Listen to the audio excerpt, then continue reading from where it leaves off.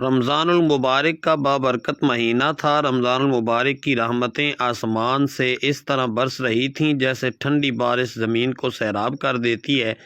ہر طرف ایک نورانی کیفیت تھی۔ گلیوں میں سحری کے وقت ہلکی ہلکی آوازیں، مساجد سے بلند ہوتی اذانیں اور گھروں میں قرآن پاک کی تلاوت کی دل نشیں صدائیں، یہ سب رمضان المبارک کی خاص پہچان تھی۔ اس بستی میں احمد نام کا ایک نوجوان رہتا تھا۔ وہ عام سا لڑکا تھا، نہ بہت زیادہ دیندار نہ ہی بالکل غافل، مگر رمضان المبارک آتے ہی اس کے دل میں عجیب سی کیفیت پیدا ہو جاتی تھی۔ اسے محسوس ہوتا جیسے رمضان المبارک صرف ایک مہینہ نہیں بلکہ اللہ کی طرف سے خاص تحفہ ہے، جس میں بندے کو سنورنے، بدلنے اور اللہ کے قریب ہونے کا موقع ملتا ہے۔ رمضان المبارک کی پہلی سحری تھی۔ احمد کی آنکھ فجر سے کچھ دیر پہلے کھل گئی۔ باہر ہلکی سی ٹھنڈک تھی۔ اس نے وضو کیا تو اسے یاد آیا کہ رمضان المبارک میں وضو کا بھی اپنا نور ہے۔ جیسے ہی اس نے جائے نماز بچھائی اور قرآن پاک کھولا، اس کے دل میں عجیب سکون اترنے لگا۔ قرآن پاک کی آیات پڑھتے ہوئے اسے محسوس ہوا کہ رمضان المبارک واقعی قرآن کا مہینہ ہے۔ قرآن پاک کی ہر آیت اس کے دل پر دستک دے رہی تھی۔ احمد کی ماں اکثر کہا کرتی تھی، بیٹا رمضان المبارک میں قرآن پاک سے دوستی کر لو، یہی دوستی قیامت کے دن کام آئے گی۔ رمضان المبارک کا ہر دن احمد کے لیے ایک نیا تجزیہ تھا۔ وہ دن میں روزہ رکھتا، شام کو افطار میں سادگی اختیار کرتا اور رات کو تراویح میں قرآن پاک سنتا۔ جب امام صاحب قرآن پاک کی تلاوت کرتے تو احمد کی آنکھوں سے آنسو بہنے لگتے۔ اسے یوں محسوس ہوتا جیسے قرآن پاک براہ راست اس سے بات کر رہا ہو۔ ایک دن رمضان المبارک کے دوران احمد بازار جا رہا تھا۔ اس نے دیکھا کہ ایک بوڑھا شخص سڑک کے کنارے بیٹھا ہے۔ گرمی کی شدت تھی اور اس کے چہرے پر تھکن صاف نظر آ رہی تھی۔ احمد کے دل میں خیال آیا کہ رمضان المبارک صرف بھوکا رہنے کا نام نہیں بلکہ خدمت خلق کا بھی نام ہے۔ اس نے اپنے پاس موجود پیسے سے اس بوڑھے شخص کے لیے کھانا خریدا اور پانی دیا۔ بوڑھے شخص نے دعا دیتے ہوئے کہا، بیٹا اللہ تمہیں قرآن پاک کا سچا عاشق بنائے اور رمضان المبارک کی برکتوں سے مالا مال کرے۔ یہ الفاظ احمد کے دل میں اتر گئے۔ اس دن اسے پہلی بار احساس ہوا کہ رمضان المبارک کا اصل مقصد دل کو نرم کرنا ہے اور قرآن پاک اس دل کو زندہ کرنے کا ذریعہ ہے۔ جوں جوں رمضان المبارک گزرتا گیا، احمد کی زندگی میں تبدیلی آتی گئی۔ وہ پہلے سوشل میڈیا پر وقت ضائع کرتا تھا، مگر اب اس نے فیصلہ کیا کہ رمضان المبارک میں اپنا زیادہ وقت قرآن پاک کی تلاوت میں گزارے گا۔ اس نے روزانہ کم از کم ایک پارہ پڑھنے کا ارادہ کیا۔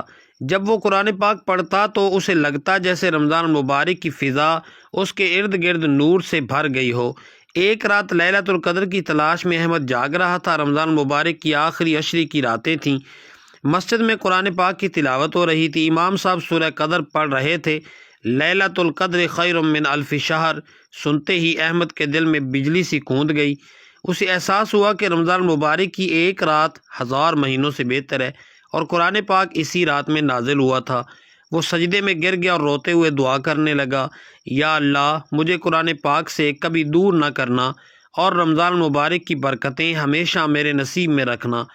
تو اسی مسجد میں ایک اور نوجوان تھا جو پہلے نماز کا پابند نہیں تھا، مگر رمضان المبارک کی برکت سے وہ بھی بدل گیا تھا۔ قرآن پاک کی آواز نے اس کے دل کو بھی نرم کر دیا تھا۔ احمد نے اس سے بات کی تو معلوم ہوا کہ وہ زندگی کے مسائل سے پریشان تھا۔ احمد نے اسے سمجھایا کہ رمضان المبارک صبر اور امید کا مہینہ ہے اور قرآن پاک ہر مشکل کا حل دیتا ہے۔ دونوں نے مل کر فیصلہ کیا کہ رمضان المبارک کے بعد بھی قرآن پاک کی تلاوت جاری رکھیں گے۔ گھر واپس آ کر احمد نے اپنے چھوٹے بھائی کو قرآن پاک پڑھتے دیکھا۔ وہ مسکرا دیا۔ اسے لگا کہ رمضان المبارک واقعی پورے گھر کو بدل دیتا ہے۔ افطار کے وقت سب مل کر دعا کرتے اور قرآن پاک کی تلاوت کی برکت سے گھر میں سکون رہتا۔ ایک دن احمد کے والد نے کہا، بیٹا رمضان المبارک ہمیں سکھاتا ہے کہ قرآن پاک صرف پڑھنے کے لیے نہیں بلکہ اس پر عمل کرنے کے لیے ہے۔ یہ بات احمد کے دل میں بیٹھ گئی۔ اس نے سوچا کہ اگر قرآن پاک سچ بولنے کا حکم دیتا ہے تو اسے سچ بولنا ہوگا، اگر قرآن پاک صبر کا درس دیتا ہے تو اسے صبر کرنا ہوگا۔ رمضان المبارک کے آخری دن قریب آ رہے تھے۔ احمد کے دل میں عجیب سی اداسی تھی۔ وہ سوچ رہا تھا کہ رمضان المبارک رخصت ہو جائے گا، مگر کیا قرآن پاک سے اس کا تعلق باقی رہے گا؟ چاند رات آئی، لوگ خوشی منا رہے تھے، مگر احمد کی آنکھوں میں آنسو تھے۔ اسے لگا جیسے کوئی عزیز مہمان رخصت ہو رہا ہے۔ اس نے دل میں عہد کیا کہ رمضان مبارک کے بعد بھی قرآن پاک کو اپنی زندگی کا حصہ بنائے گا۔ عید کی نماز کے بعد احمد سیدھا مسجد کے ایک کونے میں بیٹھ گیا اور قرآن پاک کھول لیا۔ اس کے دوست نے حیران ہو کر پوچھا، آج تو عید ہے، تم قرآن پاک کیوں پڑھ رہے ہو؟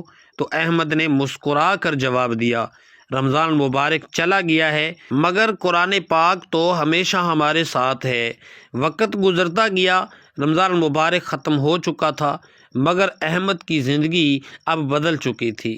وہ روزانہ قرآن پاک پڑھتا، دوسروں کی مدد کرتا اور ہر وقت یہ سوچتا کہ اگلا رمضان مبارک اسے کیسا پائے گا۔ پیارے ناظرین، رمضان المبارک صرف ایک مہینہ نہیں بلکہ زندگی بدلنے کا موقع ہے۔ قرآن پاک صرف کتاب نہیں بلکہ ہدایت کا چراغ ہے۔ اگر ہم رمضان المبارک میں قرآن پاک سے جڑ جائیں تو ہماری تقدیر بدل سکتی ہے۔